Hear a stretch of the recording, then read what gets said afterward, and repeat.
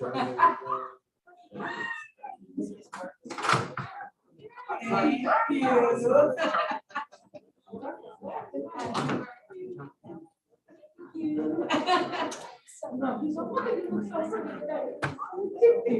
had to see her make sex. Oh. So bad. He comes to me his school mom. Oh, you say, I should have.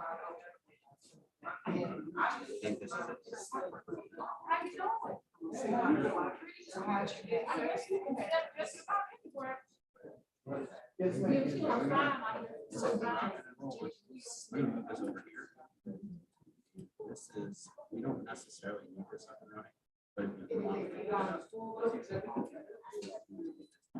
just in case it's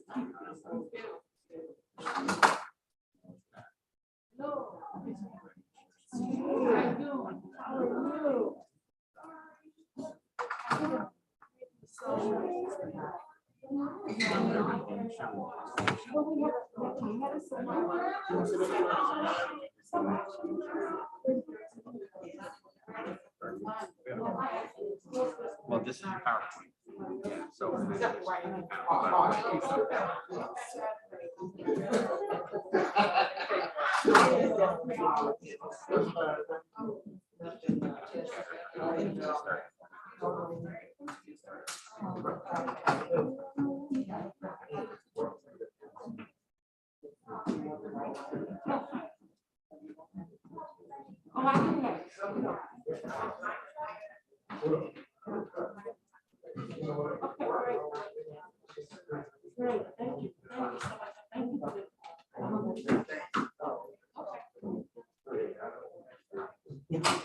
It's streaming.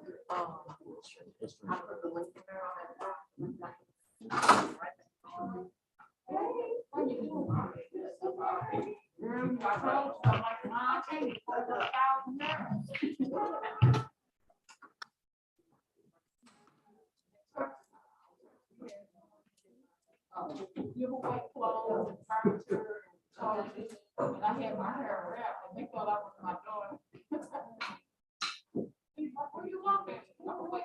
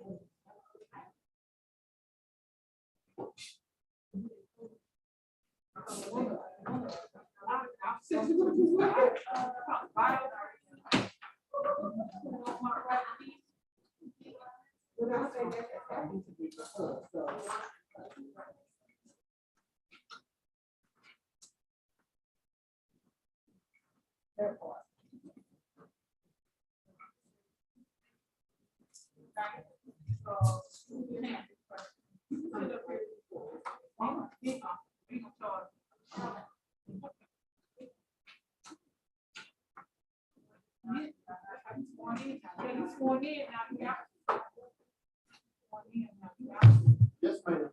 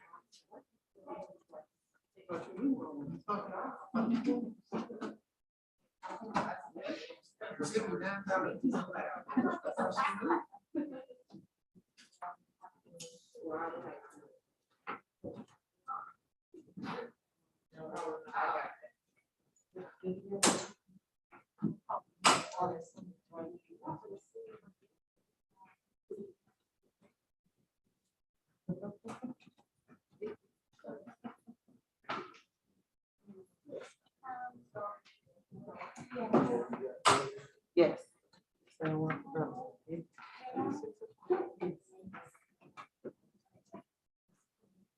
It is now 6 o'clock. Good evening, everybody. Good evening. I'm going to call the meeting to order. Yes, ma'am. Dr. Coleman? Yes, present. Mr. Holt? Present. Dr. Yvonne Elliott? Present. Ms. Mary Oswald? Present. Mr. Ron Memorial? Present. All right. To approve the agenda. So moved. Second. Roll call vote, sir. All in favor. All in favor, vote. All in favor, aye. Aye. Our sole agenda this evening is the board workshop. I'll turn it over to you, Dr. Whoever, for my section. Dr. Singleton, get out of the floor. No.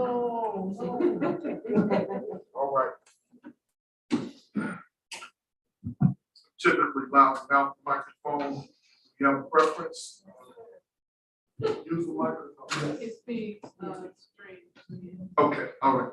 So good evening, Special Administrative Board, Dr. Pruitt Adams, colleagues and community.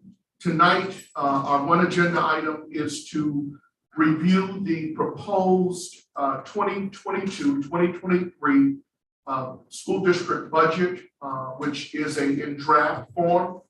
It's a working draft. And so at this time, we will present to you the workings that we have come up with, knowing that on the June 14th SAB meeting, that the budget will be in a much more final form at that time and for discussion, and then we will have action at the June 28th meeting. So this is a workshop that the board requires on an annual basis, and so we want to open up and start discussing elements of next year's budget.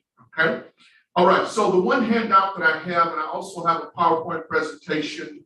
I will try to get to it if time prevails, but the real discussion tonight will be on three documents. I did upload these three documents in Board Docs, and so you should have three pieces of paper. The first says operating budget, and it has draft splashed or watermarked on it.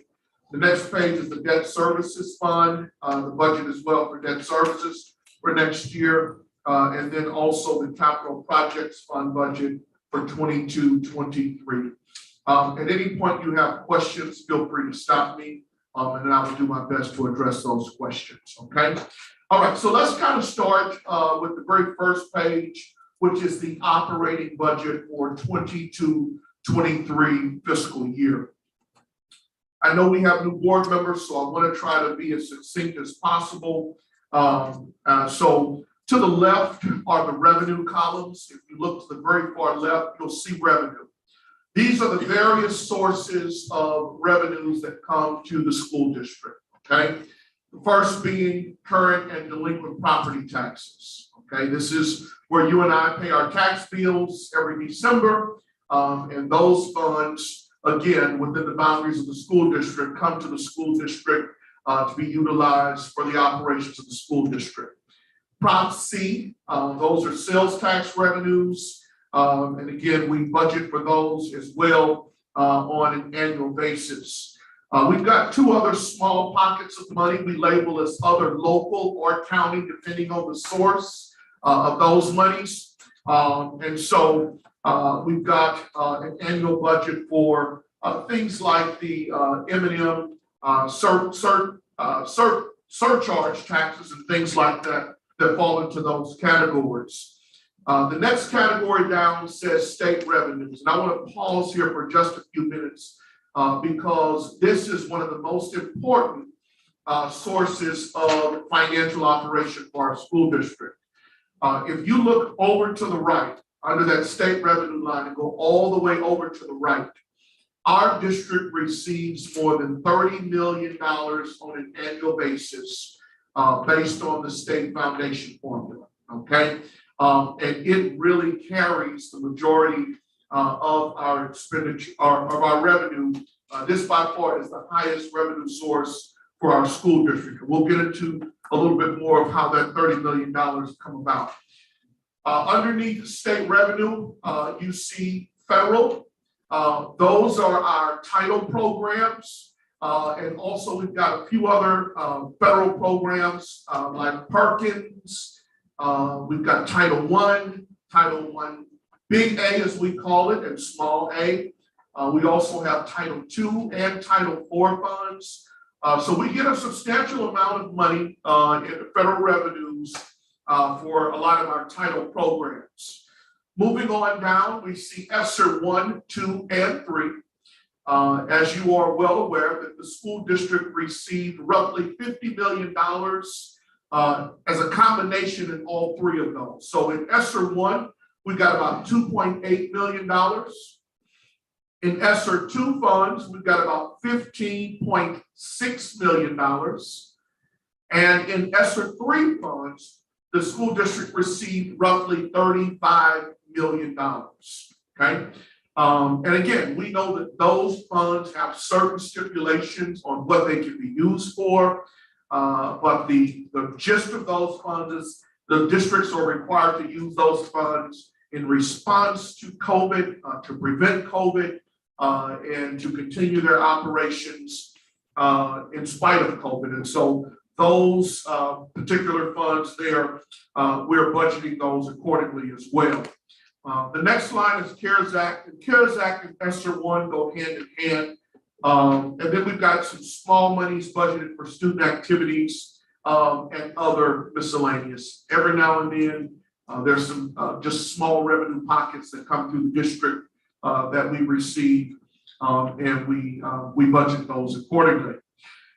So I will go all the way over to the right. So the very last column is the proposed budget for 22-23, okay? And if you add up all of those numbers, we're looking at roughly $78 million, okay?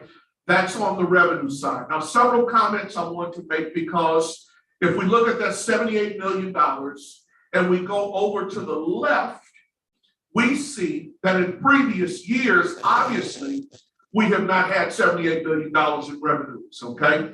And the increase in those revenues is purely due to ESSER funds, okay?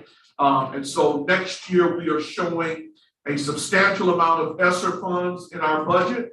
And so that's the reason that we see previous years are certainly not as much as the current year budget. So when you ask why the increase, you'll see the increase in revenues, and you'll also see the corresponding increase in expenditures as well. And we will talk about those, all right? So anyway, that's really the revenues. I do always want to plug the fact that we passed Proposition E. And if we go up to the top and look at that current and delinquent property taxes, that number all the way over to the right, that $13,600,000 that we're budgeting there, that is as a result of us passing Proposition E. And as you all know, a year ago, Proposition E passed with a supermajority. It yielded the district at least an additional $4 million or so through the operating tax levy. So again, we always want to thank our community for being gracious enough to allow us to pass Proposition E, and those monies go directly to the students in the school district. So that's the revenue section. Sure.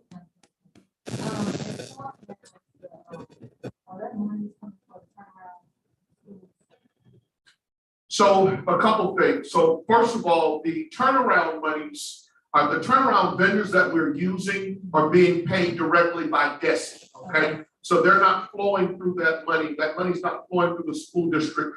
Those vendors are going to be directly paid through the Department of Elementary and Secondary Education.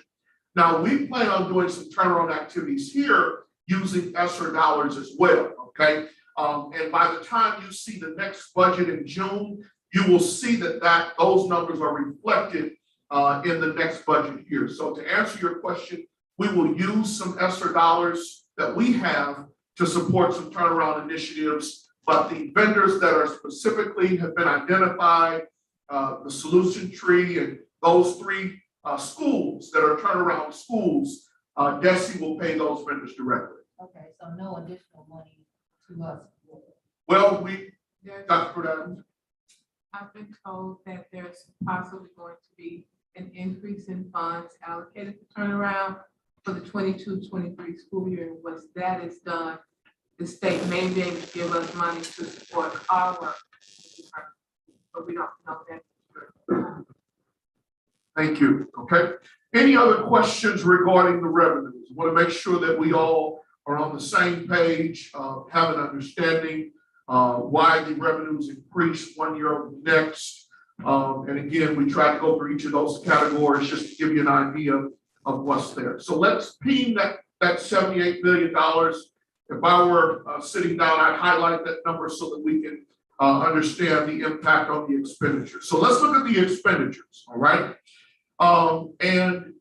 The biggest expenditure, if you look at the salary line on the very far left, and you go down about 4 lines, so you'll see salaries, health insurance, pension, retirement, and other benefits. So salaries and benefits is what I will refer to those 4 lines as, and that pretty much is the majority of any school district's expenditures is salary and benefits, okay? And we can see if we go to the far right corner with those 4 lines, we see the $37 million, which by the way does include the 5% increase that we allow the staff. So that number is there. We see health insurance, we see pension and retirement, and then we see other benefit costs as well.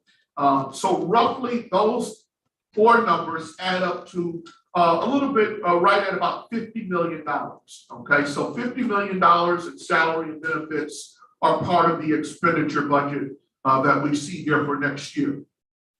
If I continue on with purchase services, and for purchase services, what I want to do is really start from the left and go all the way straight over. And for instance, in 14-15, we spent about $7 million on purchase services, then about $7.4 million, then $8 million, 6.4, and the number continues all the way over to the right, and you see a whopping $19 million. Now, Ms. Oswald already, she was reviewing her documents, and she sent her question in, and she said, well, wow, why the significant increase in purchase services, okay? Remember, on the revenue side, there's a substantial increase because of ESSER dollars, and also on the expenditure side, the increase is ESSER related as well. So I can tell you, Ms. Oswald, and to the Special Administrative Board, that the additional, normally we would spend maybe $8 to $10 million in purchase services, but the additional $9 million roughly is relative to, for instance, CNI is planning to do professional development next year, okay, related to ESSER allowable activities. So that's part of it. A couple $1 million will go for that. Also, I do know that they have some literacy labs that they are going to be investing in as well to help with some of the learning loss that has occurred. And these are additional initiatives above and beyond the normal scope of what we do in purchase services. There's a big price tag right now for the virtual teacher platform. And Ms. Williams and the superintendent, we all said in a presentation a couple of weeks ago where we are looking into hiring a virtual platform teacher for next year so that our scholars who are virtually can benefit from that. And that has a pretty substantial cost attached to it as well. ESS is in here as well. ESS is our substitute serving staffing agency. So we budgeted some monies there as well. So overall, the additional, say $8 to $9 million over what you would normally see are those initiatives there. Again, C&I has a lot of those initiatives, human resources with the virtual platform, teachers, and things of that nature. So that's the reason you see about $19 million budgeted in purchase services. Let me continue on. The next line item is tuition. Right now, if you do a hard right on the tuition line, you see about $2.5 million. This is not related to the transfer program. Our transfer program is over with, okay? But this is tuition dollars that we pay for our students that are in transition, okay? And so we're paying our students, and I always get it twisted. Dr. Patton may have to give me the language, but I believe these are students who are residents. They are our scholars, but they live in other communities. And we have to pay for them to attend the transportation costs, if you will, for them to attend schools in other districts. And so we've got about $2.5 million we're budgeting next year. Ms. Mario? It does. Oh, okay, just students in transition. So, It includes the students in transition as well as the students who are foster care students. Okay. Yes. yes. So, of course, we see about $2.5 million we're budgeting there. Also in supplies, if you look at that line item, we roughly spend maybe $4 to $5 million in supplies, okay? And of course, this year, next year, we're looking at about $8 million. And again, these are another one of the accounts where the ESSER funds are being utilized. And the real extent of that, I know C&I is planning some extended day programs, and there's some equipment and things that are needed to supply the science labs. We also looking at maybe some additional Chromebooks and covers and licenses and things. I think Meadows was identified as one of the schools to get Chromebook cards and things like that. So that increase that you see roughly in that budget is related to supplies that C&I is going to be investing in to carry out some of their work related to learning loss. And then utilities, got to pay the bills, got to keep the lights on, and we see about $1.5 million budgeted in the utilities line item. So what we'll do is we'll look at those total expenditures of about $81.5 million, okay? Now, I asked you earlier to ping the 78 million and the 81 million. So already, if we look at the revenues and expenditures for next year, it's already a red flag because we've got more expenditures going out than we have revenue coming in, okay? And so here's how we have decided to address this, because we certainly, in order for our fund balance to grow, okay, we have to be on the opposite side, okay? We have to have more money than we have expenditures. And so just this morning, we had a meeting with the building principals, and we asked everyone to go back through their budget requests for next year and make them a little more realistic, okay? Get rid of some of the fluff, if you will, and make sure that we focus on things that were absolutely necessary and critical to carry out our operations for next year. And there were some principals who left the meeting and said, you know what, I can do without this, or I can reduce this line item. And so I believe we probably, if we were to run these numbers again, as of right now, we will certainly hit that 15% fund balance. As you can see at the very bottom, that very last number on this page in the far right corner, 14.62% fund balance. We know the SAB has a minimum of 15%, okay? And so Ms. Morrill is looking at me like, oh yeah, you better get it there. And so Ms. Morrill, I believe by that June meeting, the 14th, I believe that we will have you a much more realistic budget that should be in excess of that 15%. But again, we wanted to make sure that you all knew where we were at this point and just be transparent and have this information, okay? So $78 million in revenues, $81.5 million in expenditures. Got to reduce some things somewhere, okay? And so over the next week or two, it is my goal to meet with all of the budget managers one last time, make the necessary reductions so that we can move forward with a plausible budget that we can all be proud of, that meets that minimum 15% mandate. Also on here, you will see it says transfer to Fund 4. Just kind of ping that $1.6 million. We'll see it on the next page or two, and then we will go from there. So we will look at the very bottom. If you go down to the percent fund balance, it's that row before the last row. And historically, you can go across and you can kind of see where our fund balance has landed. And of course, over the last 10 years, one of the most important reductions in the fund balance has to do with the fact that we were spending money like crazy for the transfer program. It was really a big expenditure for our school district. And so it has certainly had its impact on our fund balance. So was there a question over here? Oh, okay. All right. No problem. Again, feel free to stop at any time if you have any questions. Okay. I have a question. Yes. So, the 11 million, is that the ending fund balance for this fiscal year? I'm trying to. Specifically, give me the numbers. At the 11,925,700. Yeah. So no, that's the projected ending fund balance for next year. Okay. Okay. This is my question. Do we have a projected end of year now to know if any of those funds are rolling over that we are pushing for? So let me go back. So look at the very last column and count back 1, 2, 3. Let's do this. Let's go back. Let's go to that column that says actual 20-2021. Okay, and at the very bottom, you'll see that last red check mark, and above it says 31.59%. Okay, that is the fund balance going into this fiscal year. Okay, so if someone asks, where did we start the fiscal year with?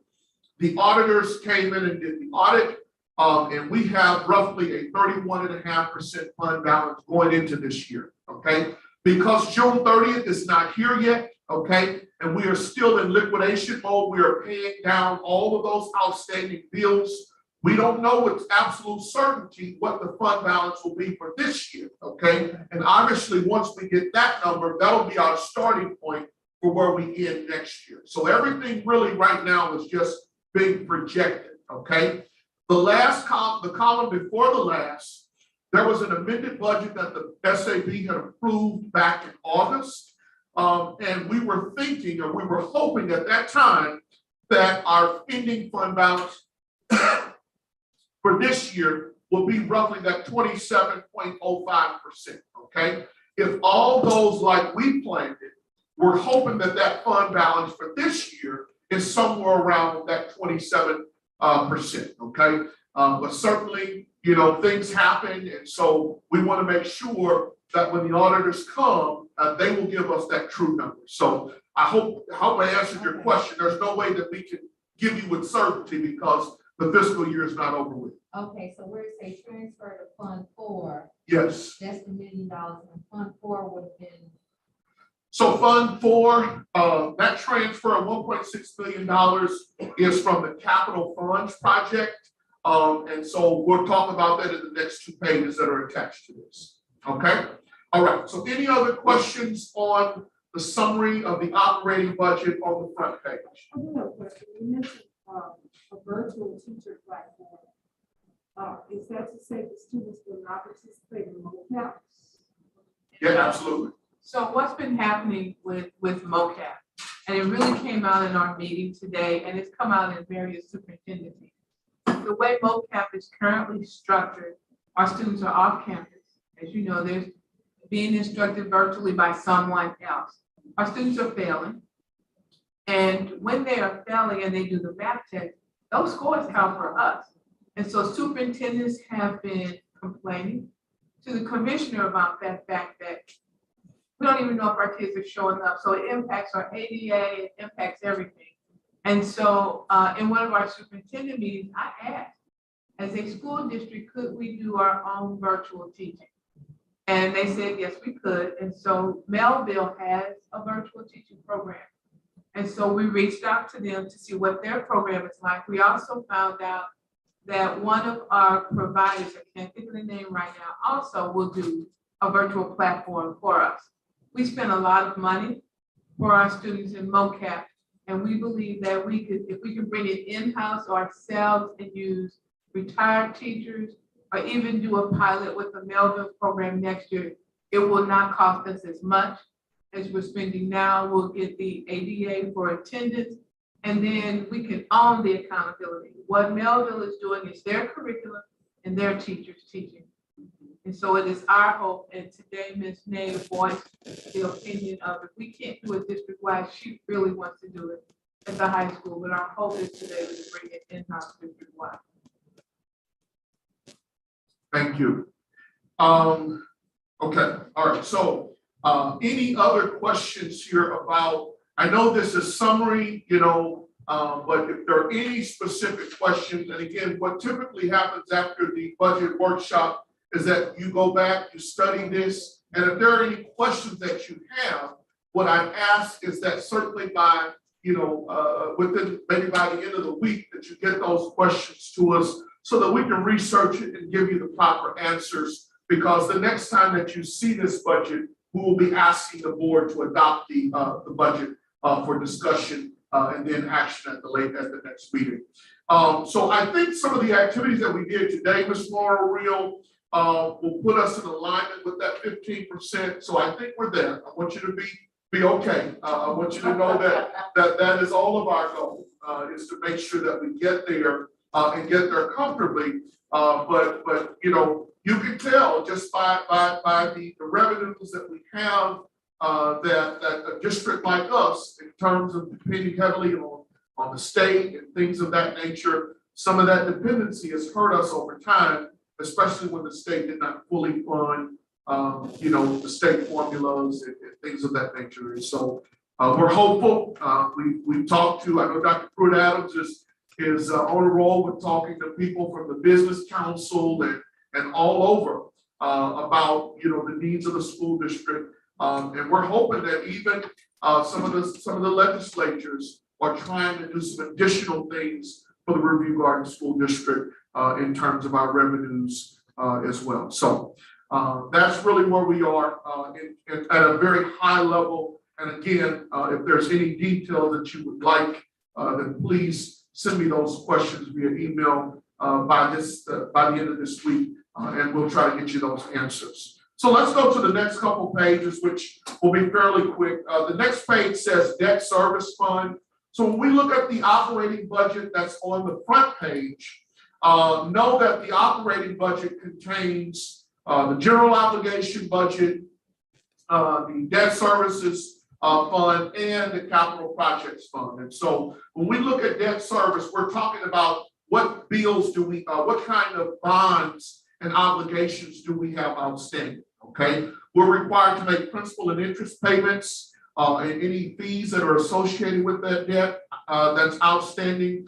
And so this page really summarizes the outstanding debt. So let's go to the first column that's next to the debt service fund, and it says actual 2018 through 19. So if we look back over the last few years, we really can see, well, what has happened to our school district in terms of debt, okay?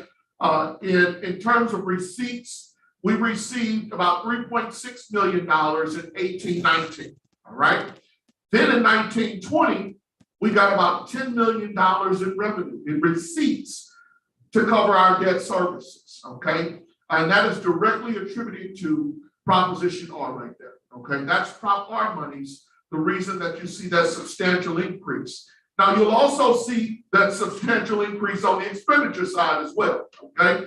Related to the principal and interest payments on the bonds that were issued to cover Prop R, okay? Not Prop E, Prop R in 2019. And so we see the corresponding increase in expenditures there as well. Going back to the revenue, the next year, 2021, 4.1 million, the next year, 4.2 million. And then we see a substantial drop 3.3. And right now, next year, we're budgeting about $4.3 billion to cover our debt services, which is outstanding. On receipts. So on the expenditure side, and again, in terms of debt service, not only do we get monies from to cover our debt through the property taxes, but we also some of our debt is covered through the state foundation formula, and they take those monies and they send those directly to our bondholders as well. So, and we can see that we've got $4.3 million to the far right to cover debt services. On the expenditure side, we've got about $3.3 million. So we are taking in enough money to cover our bond payments, and that's always the position that you want to be in, okay? Any questions there on debt services, okay? If the district so chooses, I think in the next year or two, we will put ourselves in a prime position to be able to issue more debt. So when we talk about long-term contingencies or plans, we have the ability to borrow more monies through the debt services levy as well, because we have paid down on our outstanding debt. So we've got that capacity as well. What is our rate? What is our? Every as far as, taxes and all that. Yeah, so our tax rate now, I think is like, including debt service. So the rate in debt service is like $1.77.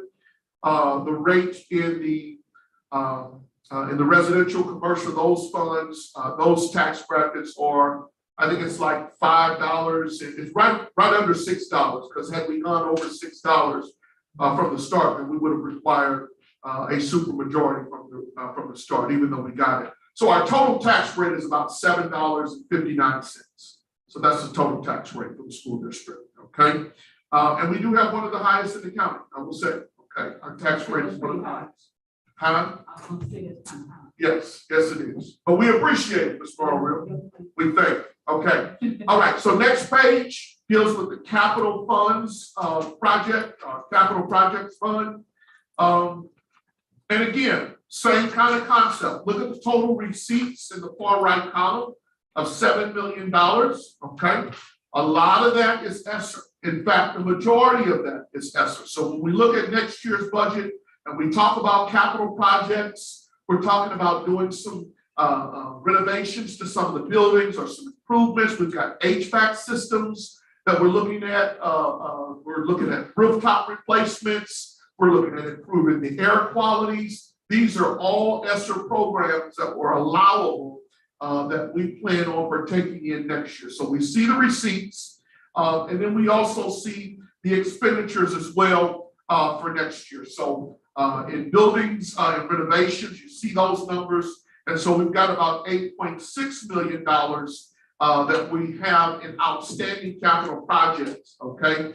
And so that $1.6 million that I asked you to ping earlier on the front page, that is a result, that's where the transfer comes from. So when you don't have enough money, when you don't have enough revenues to support the expenditures, then you've got to take it or transfer it from the general operating budget, and that's where the transfer comes into play in here as well. Okay, so that $1.6 million underneath those expenditures on the front page is the result of capital projects, and so we have to do what's necessary to cover those. Okay.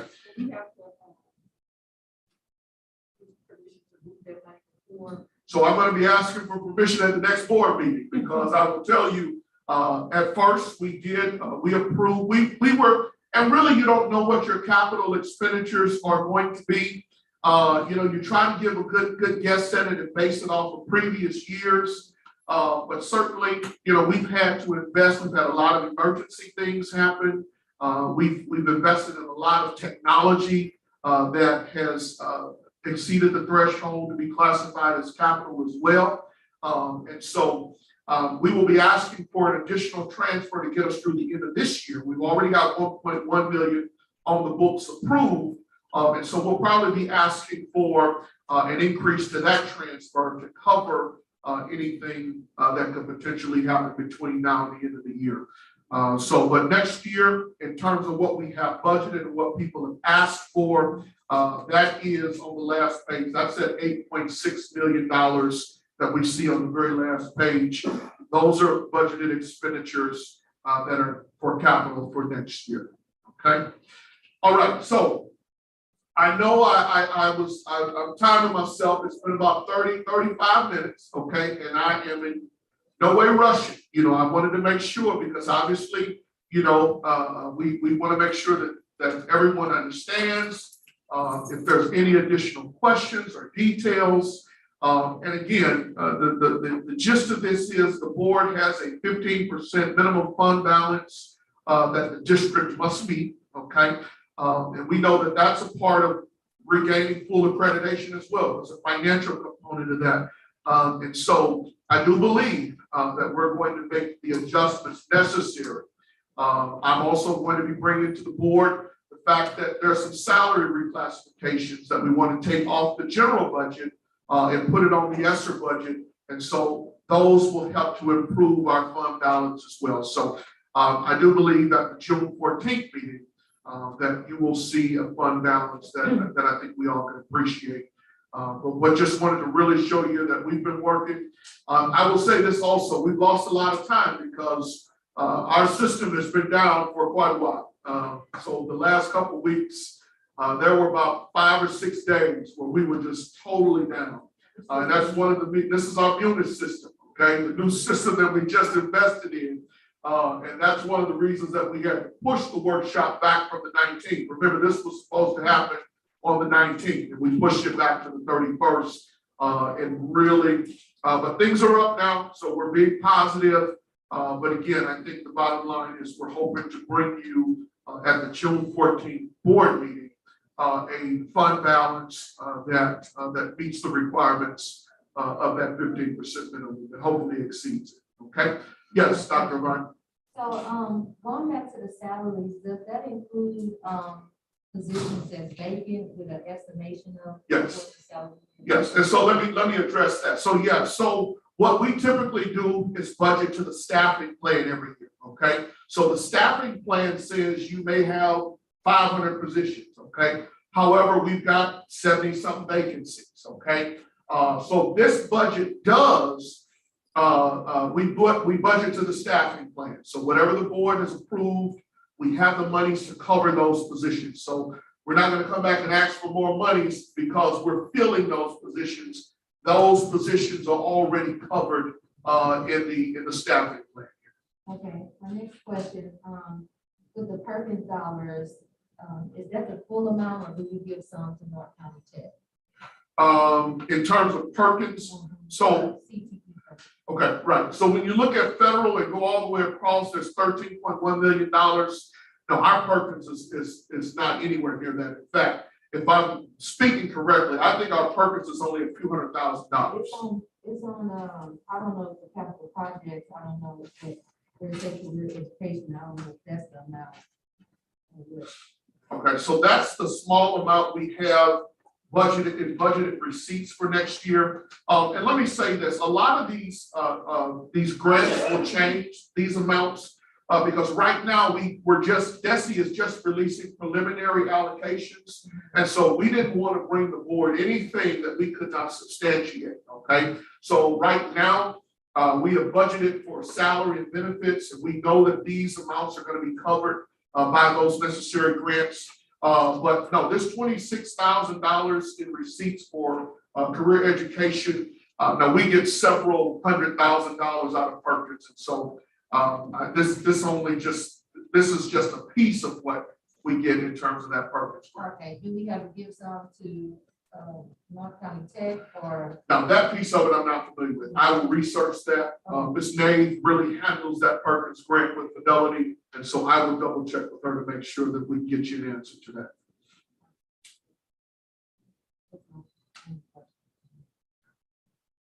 Are there any other questions for me at this time? Anything budget related?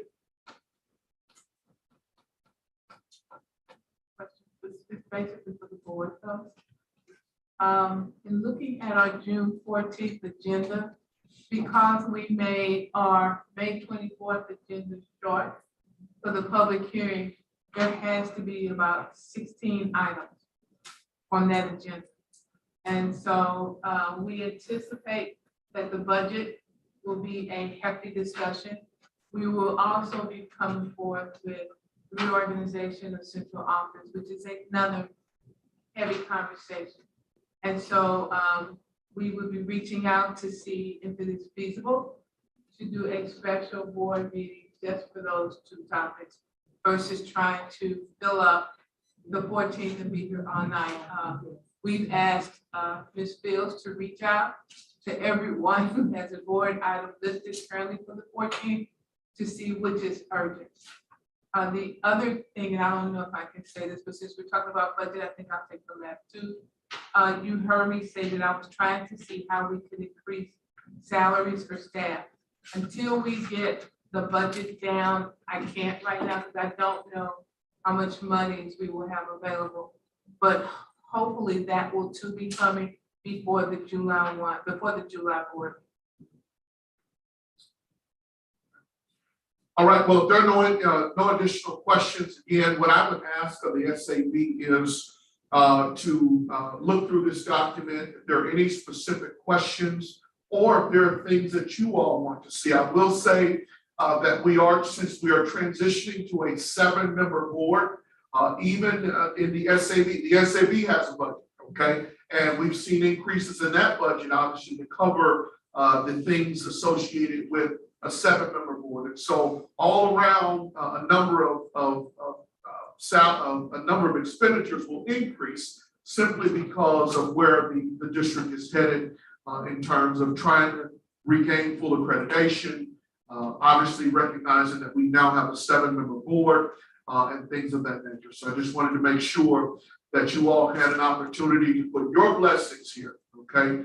And send me this information, hopefully by Friday, and then we can incorporate those suggestions and changes into the budget and meet that June 14th obligation. For our new board member, when you have questions, your questions should be sent directly to Ms.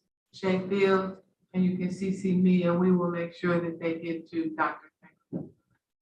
Well, members, if you would, since it's a good idea to hold like separate meetings for those. Let Shay know what dates that you might have available, so that we can get you to loophole or something like that, or we can just come together with that.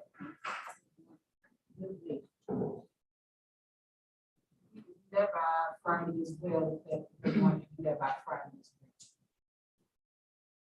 well.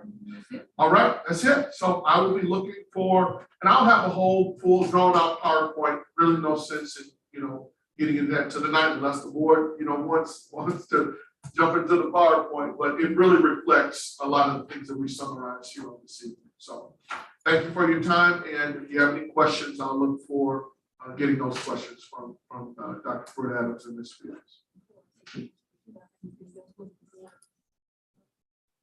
I would, I can't address it today because it's not on the agenda, but we'll be coming forward with an item regarding board meetings in July.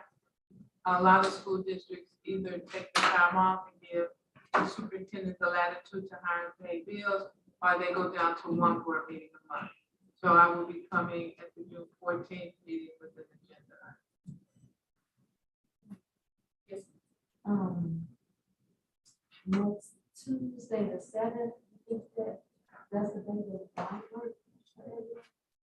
We have such a full week with the MSBA summer meeting, Yeah, that's what. So I was thinking actually the next week, is that too far? Is that too far, too far? Well, there's a board meeting on the 24th. Already. Is it the 20th? The week, no, I was wrong. The week of the 20th, we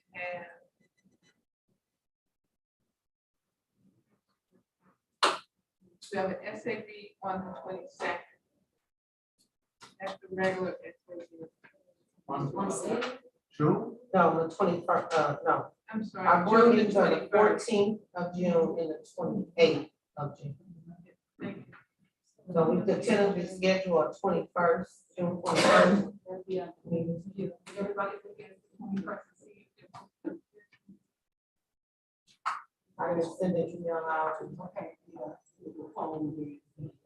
So if I could just have one request though, I know typically in the past, when the budget has been on discussion, we generally like to have that 2 weeks before it's finally adopted to make any changes or suggestions. So Dr. Kurt Adams, we can talk, but I would rather present the budget on the 14th, and then we move a couple other agenda items around. Yes, yes. That way we have the full 2 weeks. You know, we don't get hit with any complaints that, hey, y'all put the budget on display on the 21st and adopted on the 28th. I didn't have a chance to, you know, because there's a public hearing component to this as well. So before we adopt the budget, then we do have a public hearing and open up the comments and suggestions. So I just wanted to point that out. Okay, so tentatively, That's the regular. I mean, the 21st, tentatively. For the items that I. Two on my line.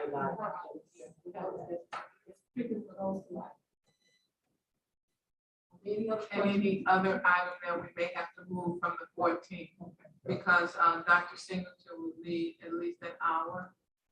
And so anything we have to move, we'll probably put on the 21st. No, the public hearing he's asking for on the 14th, along with the budget presentation. And what I'm saying, because there's so many items currently that may be time sensitive. If we take some other items off of the 14th, we will be adding those to the 21st.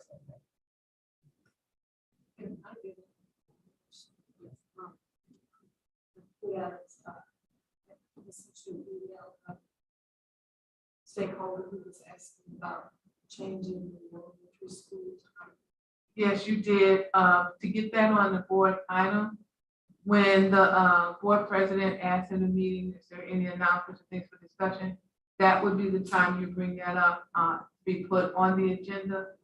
However, I will have Monica, she's out of town now, write you, there's a reason the times are scheduled the way they are.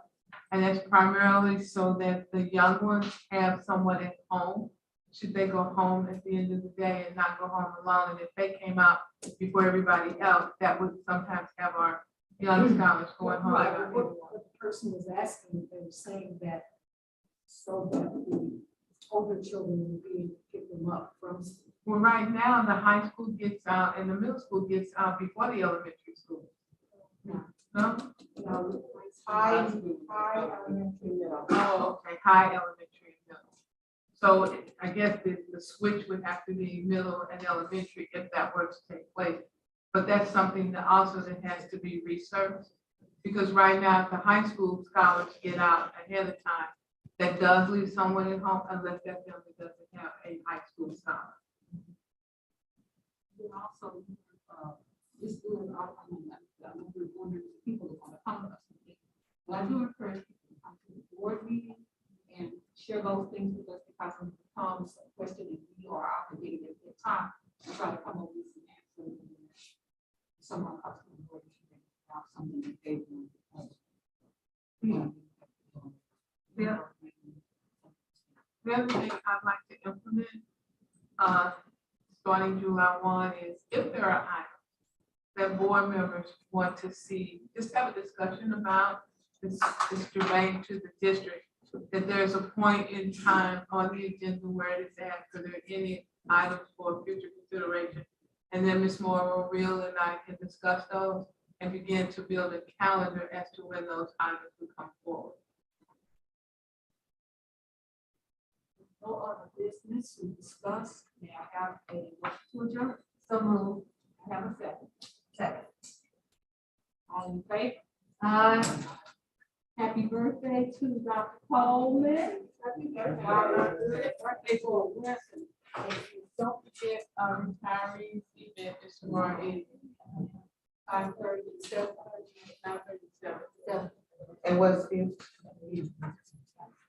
And so what's